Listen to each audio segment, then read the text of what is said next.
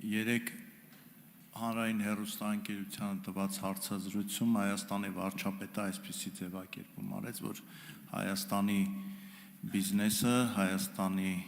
գործարարշրջանակները դեռ չեն մարսել այն տեղեկությունը, որ Հայաստանի համար, հայկական ապրանքների համար եւս բաց է ադրբեջանական երկաթուղին։ Այս համատեքստում այսպիսի մի հարց առաջացավ, այս ընթացքում, այս բանակցությունների ընթացքում, թռիփի հետ կապված քննարկումների ընթացքում արդյոք քննարկվել է երկաթուղու մի կարևոր հատվածի վերականգնումը, որը Իջևանը կապում էր ադրբեջանական երկաթուղուն։ Կարծում եմ, այդ հատվածի վերականգնումը ոչ միայն դրական, այլ շատ դրական ազդեցություն կունենա մեր տնտեսության համար, ուղղակի հետաքրքիր է այդ հարցը գոնե նախնական մակարդակով քննարկվում է, դա դեռ դրան չենք ասել դրան։ Հարցին կպատասխանի վարչապետ Նիկոլ Փաշինյանը։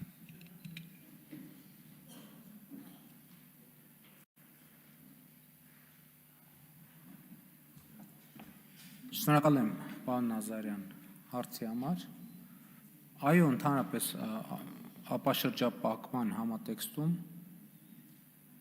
գործնականում այդպիսի ճանապարհ կամ երկաթուղի չկա, որի բացման կամ վերաբացման հարցը չի քննարկվում, իհարկե քննարկվում է, բայց նաև պետք է հետևյալը հաշվի առնենք,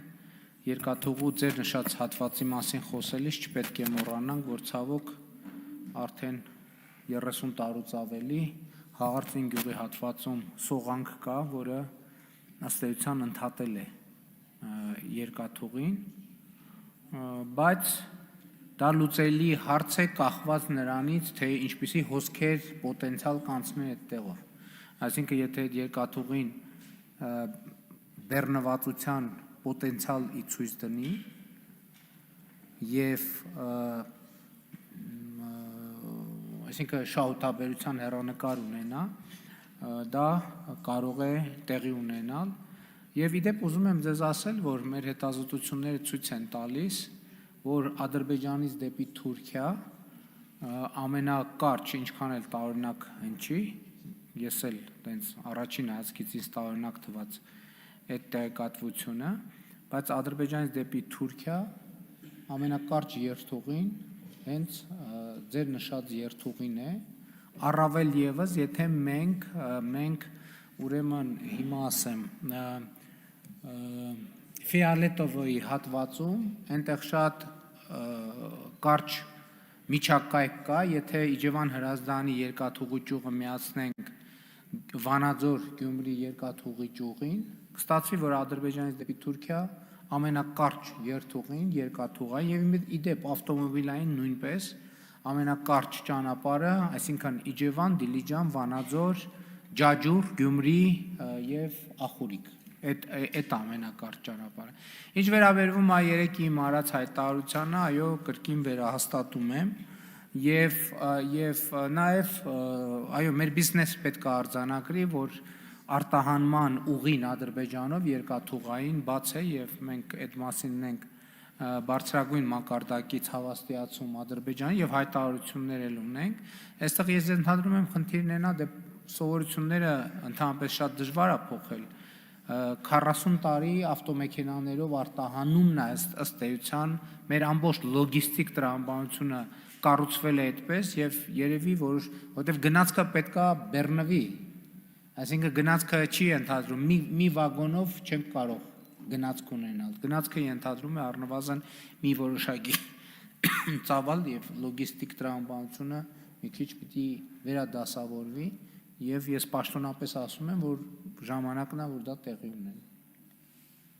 Արձագանք։ Հարցը ես տվեցի նաեւ մտահոգություն ունենալով, որ հաշվի առնելով են հանգամանքը, որ բավական լուրջ սողանքների պատճառով երկաթուղի մի զգալի մասը շարքից դուրս է եկել, այդ հատվածը էլ չդիտարկվի միջև ընդհանուր նորոգումը, բայց կարծում եմ, որ նույնիսկ միջև այդ հրազդանից մինչև Իջևան հատվածի նորոգումը, եթե նույնիսկ Իջևանում գործող երկաթուղագիծ լինի Իջևան կայարանով, որը կապի ադրբեջանական երում, Հայաստանի տնտեսության մի մասը բեռների հոսքը կարող է բավական մեծ ծավալով ապահովի, միջև կառուցվի, որը մեծ ֆինանսավորում է պահանջում այդ վնասված հատվածները եւ որ ավելի քիչ ֆինանսավորում է պահանջում Ֆիոլետովայի հատվածում կապ հաստատվի Վանաձորի հատվածի հետ։ Պարոն Նազարյան, բոլոր հնարավոր սցենարները քննարկվել են եւ քննարկվում են։ Քննարկվում է սահմանից միջև Իջևան տարբերակը, քննարկվում է սահմանից միջև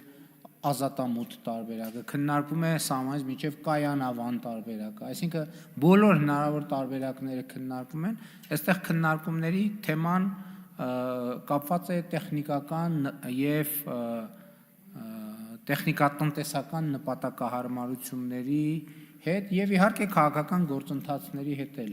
կապ ունի, ինչքան ինստիտուցիոնալ դառնա խաղաղությունը, այնքան ավելի սցենարների զարգացումը ավելի հավանական կդառնա։ Շնորհակալ եմ։